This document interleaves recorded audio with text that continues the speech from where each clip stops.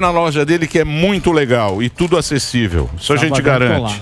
Vamos lá, Zuzu? Vamos lá, dois convidados. Um é ativista político, fundador do movimento Gays com o Bolsonaro e cofundador do Instituto Gays Conservadores do Brasil. Querido Dom Lancelotti, uma salva de palmas pra ele. E um fenômeno no mercado do infoentretenimento. E CEO aqui, o nosso querido Túlio Witt. Dois grandes convidados, Emiliano. É isso aí, e eles fazem muito sucesso. Muito sucesso na rede social. O Gays com Bolsonaro foi um estouro. No começo eu lembro que a turma não estava muito entendendo porque existia um preconceito. Falava, o cara que é gay não vota no Bolsonaro. Exato. Eu queria que você contasse um pouco da história, se você teve uma aproximação até com o presidente, que não vai ser mais, mas como é que é a tua história, cara? Inclusive você foi um dos primeiros que falou do Gays com Bolsonaro na mídia. Eu lembro. Você falou aqui no Pânico, a gente divulgou, ficou feliz, né? Que a gente ali foi a abertura de mídia, inclusive foi o Pânico, né? E obrigado pelo convite, a gente estar aqui hoje. E aí o Gays com Bolsonaro, a gente criou o movimento em 2018, né? Inspirado no movimento Gays for Trump nos Estados Unidos, inspirado também no Log Cabin Republicans, que são os gays republicanos do Partido Republicano nos Estados Unidos. E a gente pensava nessa história de trazer essa ideia de que, porque no Brasil todo gay é de esquerda, todo gay é do PSOL, todo gay é PCdoB, aquela coisa. E nos Estados Unidos ele já tem essa ideia de que não. Você é livre para você ser o que você quiser, né? Independente do espectro político. E aí eu guardei essa ideia de 2016, antes do Trump ser eleito, né? E aí a gente não tinha uma figura que representasse os valores que o Trump até então representava, né? O Gays for Trump foi um movimento muito importante para a eleição do Trump nos Estados Unidos em 2016. Me aproximei dos caras e guardei aquela ideia. Até quando um louco chamado Jair Bolsonaro decidiu sair candidato a presidente do Brasil. Tá certo. E aí eu coloquei, juntei, né, a ideia com o Gays com Bolsonaro, semelhante ao que acontecia lá fora, né? E aí, graças a Deus, a direita entendeu, né, abraçou o movimento. E hoje a gente está aqui hoje graças ao Gays com Bolsonaro, né? Agora eu quero saber aí, nesse tocante aí, tá certo? Agradeço o apoio de vocês aí, tá certo?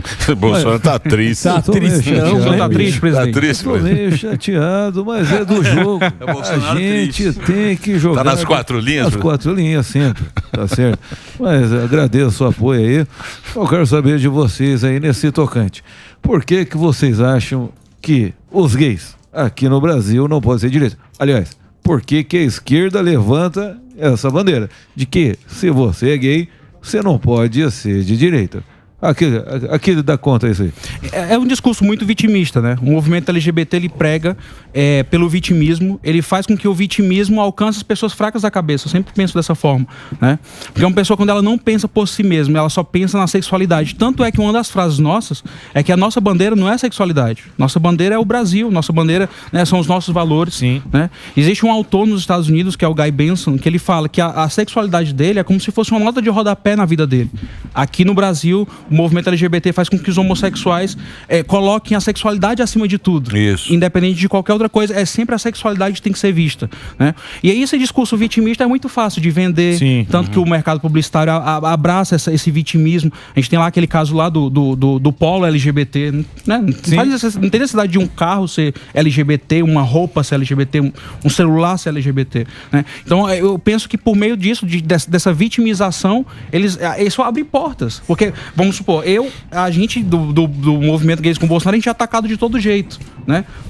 Nunca que um programa desse chamou, sei lá, de mídia, né, da grande mídia, chama a gente pra participar. Exato. Porque eles não vão aceitar o que a gente tem a dizer. Jamais vão aceitar, porque a gente não se faz de vítima, né? E um grande exemplo, eu e o Túlio, justamente por isso, porque a gente não tem medo de cancelamento, a gente não se faz de coitado, né? Esses dias agora, um ativista desses aí, querendo chamar a atenção, vocês têm que agradecer porque o movimento LGBT que fez com que hoje vocês tivessem um carro, uma casa, uma... Putz, pelo amor de Deus, movimento nenhum me deu nada. Eu tive que trabalhar, eu tive que me esforçar. Você nunca sofreu preconceito. Sofri bastante preconceito, só que a diferença é que eu não me faço de vítima. O Túlio também não se faz de vítima. O Túlio tá num campo muito complexo, que você é o influenciador, é o cara que tá lá. E o influenciador, ele joga pro lado que interessa. Você viu na eleição, a turma fazendo L, ou apoiando. Tem muito hater, como é que você lida e como é que você assumiu o seu apoio também para Bolsonaro? Boa tarde para vocês. É uma grande honra estar aqui. Sim, eu perdi muitos seguidores, principalmente de artistas, fui muito atacado lá por eles. E o que eu levei em consideração, que já é tradicional do ser humano não conseguir traduzir as suas próprias emoções e sentimentos. E quando se trata ainda de artista, influenciador, a gente chega num buraco ainda mais fundo. Verdade. Onde que a gente entra num aspecto totalmente emocional, totalmente sentimental, onde que para poder traduzir isso, a pessoa às vezes não consegue significar a sua dor, o seu trauma, e espelha isso em determinados conceitos, em determinados ativismos, em determinados momentos políticos. Então a pessoa está sempre espelhando aquilo que ela tem, às vezes, dentro dela mal resolvido no outro. E isso no meio artístico é comum, né? Isso a gente fala por si só nas páginas de notícia, as páginas de fofoca, que compartilham, disseminam ódio, cancelamento, porque as pessoas não têm responsabilidade com o emocional e se comportam como violentadores aí, sem sequer se preocupar com a sanidade do outro, né? Infelizmente. E vocês encontraram preconceito dentro da direita também? Porque a gente fala, a esquerda é preconceituosa em relação a isso, mas dentro da direita vocês tiveram algum tipo de preconceito ou não? Eu não. No primeiro momento, as pessoas não entendiam, né, o que é que o movimento... o que é esse movimento aí? Óbvio que as pessoas têm medo do desconhecido, né? Então, primeiramente, a gente teve que mostrar o que a gente vinha, quais os nossos valores, o que a gente defendia. E como a gente já vinha inspirado de um país que já tinha essa ideia bem fortalecida, os caras são lá dentro do Partido Republicano, é histórico, né? Então, a direita não teve preconceito, digamos assim. Teve gente aqui e acolá que queria aparecer, não conseguiu. Sim. E aí começou a atacar, porque tipo, a gente abriu espaço em determinados lugares que essas pessoas que criticavam não conseguiram. Hoje elas sumiram, hoje a gente tá no pânico. Então é meio que assim, entendeu? Eu encontrei muito preconceito porque ele falava se você está sendo usado pelo pessoal da direita.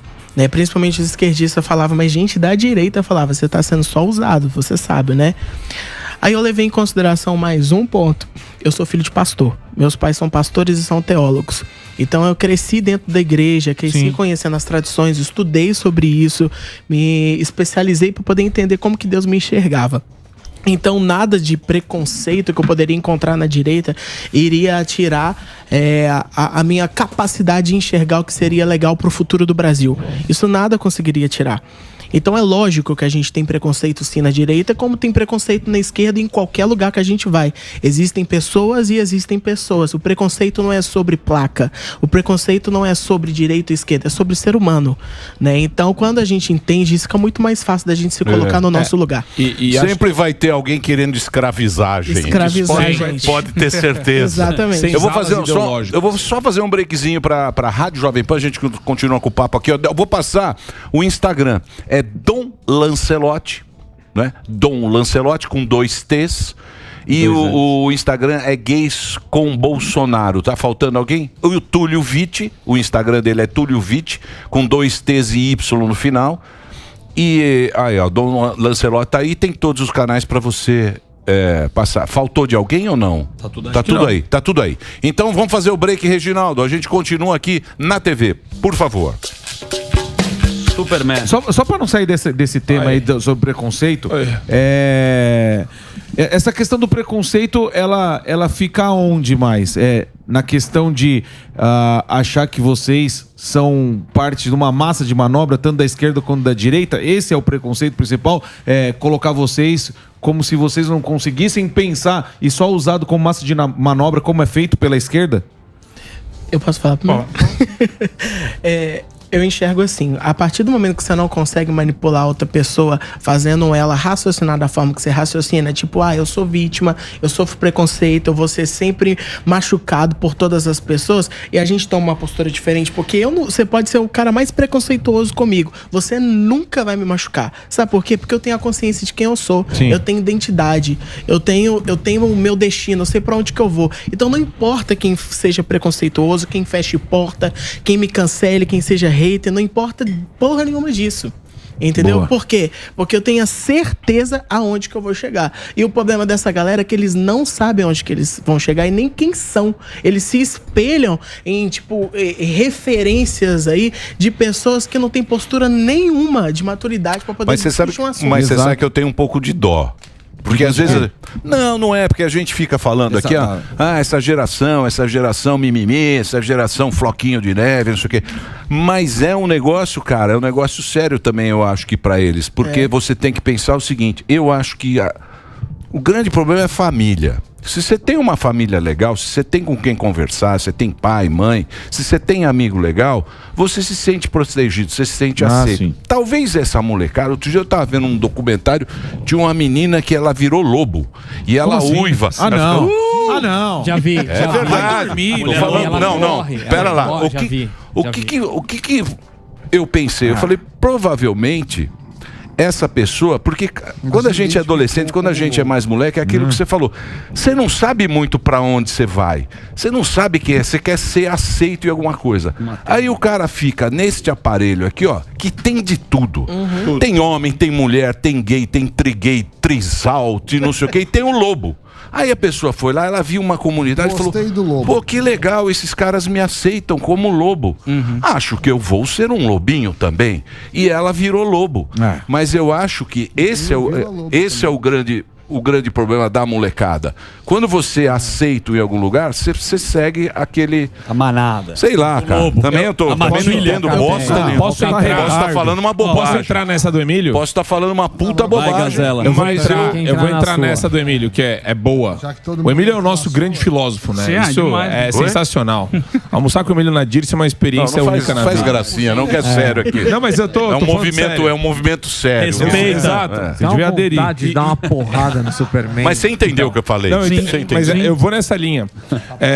Eu entendo a relevância dessa mobilização de vocês e da dinâmica de confrontar esse sentimentalismo tóxico que a esquerda usa, a instrumentalização da sexualidade como uma forma de tratar de maneira bem demagógica a questão da homossexualidade e das opções que você faz na vida e de como você atua e trabalha e vive.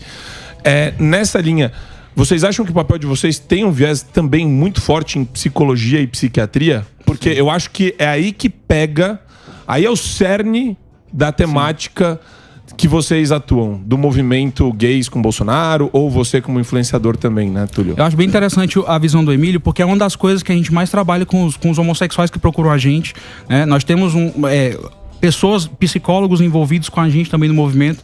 Não é questão da cura gay. A gente quer que uma pessoa realmente se entenda, né? E a gente sempre parte desse princípio. É a frase do Peterson, né? Jordan Peterson. Quer ajudar o mundo? Arruma teu quarto. Você quer... como que eu não me sinto vítima de nada? Se aceita. Show. Se aceita. Porque quando você não se aceita, você fica procurando movimento A, movimento B, movimento C, que vai te dar um falso acolhimento. A gente sempre fala, essa questão da família também, né? A gente sempre pega muito forte nisso. O cara se aceitar, o cara não brigar com a mãe, com o pai, porque sou homossexual. Aí o cara briga, sai de casa cedo, revoltado com todo mundo, aí vai para um movimentozinho desse, que é tudo falso acolhimento. Os caras lá, eu até falo, né, que o movimento LGBT hoje é o movimento que mais atrapalha a vida dos homossexuais. Dentro do próprio movimento LGBT existe preconceito. Eles têm preconceito uns com os outros. Já é partidário. Já é partidário. E quando você não se aceita, aí é que você fica procurando esse falso acolhimento. Eu não tenho pena, né? Às vezes ou outra eu fico pensando assim, vou pegar mais leve aqui, mas, poxa, o cara tem que ter o discernimento dele entender quem ele é, como tu lhe falou. Sim. Pode ser o maior homofóbico aqui, ele nunca vai ficar afetado porque ele mas isso é difícil, isso é o cara que tá resolvido. Vocês são resolvidos. Outro papo. Eu tenho uma questão, por exemplo, Copa do Catar. Eu não sei se vocês viram. O cara tava com a bandeira do Pernambuco, foi confundido com a bandeira LGBTQIAP+, e aí tiraram a bandeira, tiraram a abordagem isso. O Catar tá longe de ser, pra mim, uma democracia. Primeira vez as mulheres estão indo no estádio, não pode beber cerveja. E é proibido ser homossexual no Catar. Você acha que existe uma certa hipocrisia? Porque muitas empresas que têm essa agenda mais ostensiva estão lá patrocinando a FIFA porque convém. Porque é um movimento cool na mídia. Então, eu queria saber o que vocês acham da Copa que está sendo feita num ambiente que não é... Essa Copa foi errada, né, Bicho?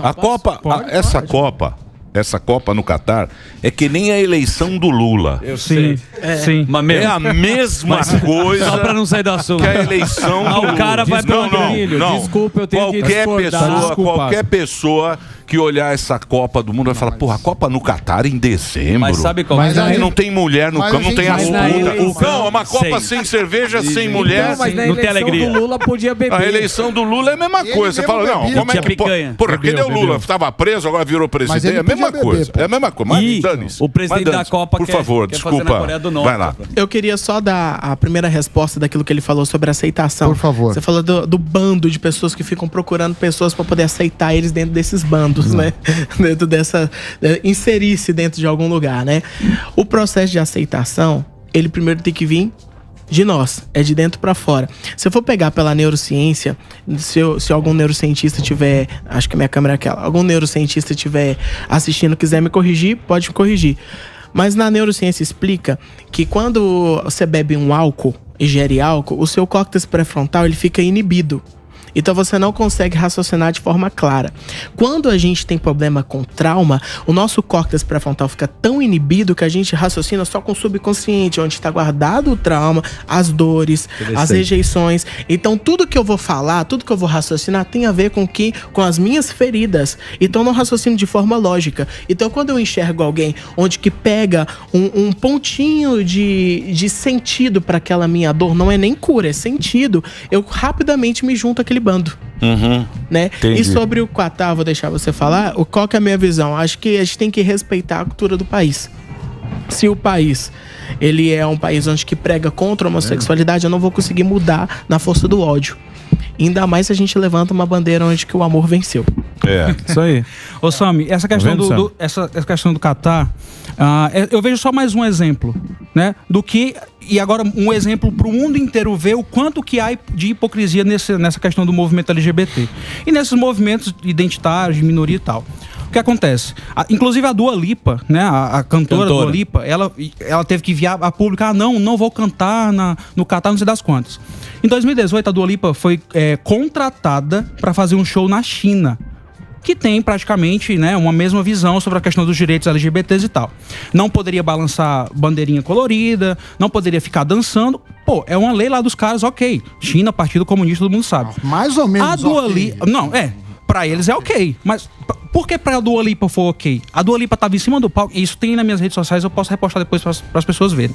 Dua Lipa em cima do palco, cantando, tal... os adolescentes levantaram, todo mundo com Pride Flag, dançando as músicas da Dua Lipa. Os caras começaram a meter o cacetete nos adolescentes. E o vídeo é os caras arrastando os adolescentes, porque dizem assim, ó, tira a bandeirinha aí do braço. Não tira. E a Dua Lipa lá em cima do palco. Fez o show dela maravilhoso, recebeu o cash dela, depois no final do palco ficou. Espero que um dia seja lindo e maravilhoso pra vocês. A mesma Dua Lipa tá agora fazendo a mesma hipocrisia sobre a questão do Catar. Mas aí a Copa do Mundo vem, embora seja uma Copa estranha, a Copa mais cara do mundo, aquela coisa toda. É a Copa e o Lula. Vem pra mostrar Tá convencendo que muito. É tudo uma hipocrisia. Agora é uma hipocrisia mundial. Tá todo mundo vendo. Mas tem gente... pra vocês verem como eles são. Eles saem daqui, tem ativistas saindo daqui de outros países do mundo pra arranjar confusão lá, pra ser preso, pra aparecer na mídia. Estão indo, só fazer isso. Mas a gente não precisa ir pro Catar. Eu sou lá de Fortaleza. Lá em Fortaleza tem ativista que já apresentou, assim, em praça pública, pega um santo de gesso, sei lá, Nossa Senhora, né? Passa o gesso, raspa a Nossa Senhora inteira, desfaz o gesso todo, joga no corpo de cueca, só com tapa-sexo, e se pinta de vermelho fingindo que é sangue. Isso é a mesma coisa. É um desrespeito. Só que o que acontece? Aqui é Brasil. Lá não é, faz lá. Não fazem. Faz o L. Faz o L. Estão lá fazendo pra chamar atenção, mas esse movimento todo serve. Não tá acontecendo nada demais de diferente. É porque sabe que a nossa mídia é manipulada e pode... Não, mas não é. É porque você falou, o fator cultural é muito importante também, o fator. Não dá pra você... Respeitar o fator cultural. Você entender o que é estar num país, né, que o cara... num país árabe que é fechado, que é muito difícil. Pra hétero também tem algumas... Claro, né? Você não pode andar de mão dada, você não pode beijar na boca, tem outras coisas a serem respeitadas. Isso aqui. Agora, esse negócio aí do que eles chamam de capitalismo consciente, isso é hipocrisia danada, porque ele fala o seguinte: eu sou a Nike, eu finjo que eu protejo os negros, Você finge que odeia o capitalismo e compra os meus produtos. Feito na China. Essa é a grande pega do capitalismo consciente, que é a Dua Lipa, que é esses produtos que Nunca vai deixar de lucrar. Aqui o Burger King põe a bandeira da diversidade e tal. Lá na Arábia é tudo de burca, meu amigo. O importante é vender o meu sanduíche. Vender o sanduíche. Eles precisam vender o sanduíche. Não tem nem foto. Então isso aí é uma papagaiada, né? Mas eu acho que o movimento de vocês, quando vocês falam gays com o Bolsonaro, eu acho que tem uma ideologia também de direita. Porque o Bolsonaro, o político, ele vai roubar a pauta independente qual que esteja lá. Você pretende continuar com o nome gays por Bolsonaro porque você apoia tanto o presidente, muita gente pulou do cavalo, ou existe uma ideologia, como você falou, nos Estados Unidos, mais de direita? Como eu contei no começo, a gente não tinha uma pessoa que representasse os valores que a gente defendia. O Jair apareceu representando aqueles valores, né? Então, assim como semelhante nos Estados Unidos, eles tiveram um movimento político, a gente quer fazer com que a gente, aqui no Brasil, também tenha um movimento de guerra cultural, como eles têm lá. O Log Cabin, né, eles têm representantes na mídia, eles têm representantes na política, eles têm representantes em Hollywood, por mais que Hollywood tenha virado aquilo que virou, né? E aí a gente, eu e o Márcio, nós abrimos o Instituto Gays Conservadores do Brasil, que é para fazer também esse trabalho de guerra cultural. Não só o movimento político continua, né? A gente não sabe o que vai acontecer no Brasil aí nos próximos meses, nos próximos dias, mas a gente também quer abraçar, assim como nos Estados Unidos. Cara, se lá deu certo, por que aqui não pode dar certo, né? E só levantando essa questão de direitos, o movimento LGBT, ele surge com a questão de descriminalizar a homossexualidade, sei lá, no leste europeu, né? 1869, o cara disse, o Estado não tem nada a ver com a minha vida. Por que eu ser gay, eu vou ser preso, eu vou ser morto? Isso eu estou falando de 1869, 150 anos atrás. A gente está em 2022 e o movimento LGBT está de frente da mesma coisa do fundamento histórico com que ele surgiu. E aí os caras ficam, não, em vez de tentar uma descriminalização da homofobia, da homossexualidade nesses países, ficam querendo falar de banheiro, querendo falar de sexo para criança. Os caras perderam a mão, né? Mas não é, porque essa pauta já está realizada. Entendeu? Ela vai aumentando. Essa pauta de igualdade, homem e mulher, tal, não sei o quê, isso já foi resolvido, já é uma nova. Mas o interessante disso, Emiliano, homem e mulher. Exato, quando não tem pra onde ir, aí eles inventam coisas como microagressões. Isso aí. Linguagem neutra. E daí os caras partem pra criatividade máxima. E acho que esse ponto é interessante. E tem outro ponto que eu acho legal também, que tem a ver com esse lado psicológico, que é o mindset, né? O mindset de um cara conservador, o mindset de uma pessoa de direita é diferente. Muito diferente. Então você não entrou no emprego, você não sai por aí achando, é por conta da minha opção sexual ou sei lá, você bota a culpa, você não terceiriza a culpa, você aprende a assumir a responsabilidade pelas coisas e que o mundo é injusto. É natural o mundo ser injusto, né? Acho que a pegada é essa de vocês também. Isso é um processo de introspecção. É saber das nossas limitações e até onde que a gente pode ir. E quando a gente chega num lugar, por exemplo, eu não vou chegar aqui num programa e vou fazer algo que é contra a característica do programa de vocês, contra a característica que é do Emílio, porque eu sei que eu tô ferindo a honra de vocês. Isso é o famoso escandalizar. Eu vou estar escandalizando de forma errada. Entendeu? E quando eu entendo isso e assumo a responsabilidade, fica muito mais fácil da gente se colocar em qualquer lugar. Pô, bonito. Falou muito bom. Fala bem, né? Fala mesmo. Muito bem. Olha lá, é guerra cultural. É o que você fez. Adorei, mas ele traz essa pauta, né? Ele só traz essa pauta. Eu adoro essa pauta. Sim. O diretor da Disney foi demitido lá. Foi. Mas eu nem comemoro, Marco, porque não, porque é a cabeça da Medusa. Ele vinha pra cumprir um objetivo, ele cumpriu o objetivo. Ele se vestiu Aliás, da Hydra. Na mentalidade das pessoas, inclusive, entendeu? Sim. Então, eu acho que é assim.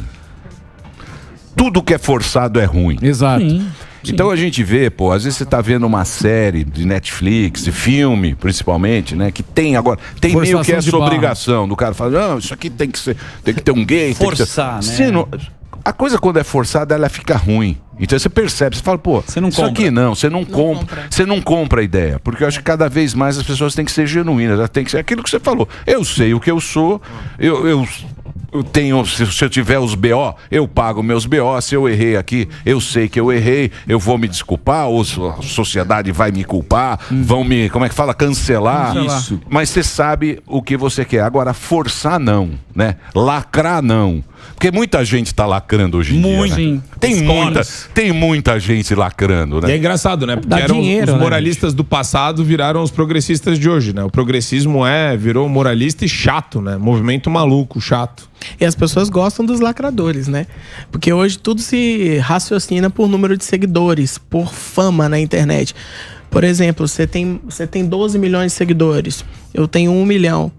Às vezes você vai levantar uma inverdade, mas só porque você tem 12 milhões de seguidores, todas as páginas de fofoca vão acreditar em você, porque você vai promover festas mais caras, comidas melhores, você vai ter uma audiência melhor para ser compartilhada, vai render mais seguidores, vai render mais engajamento.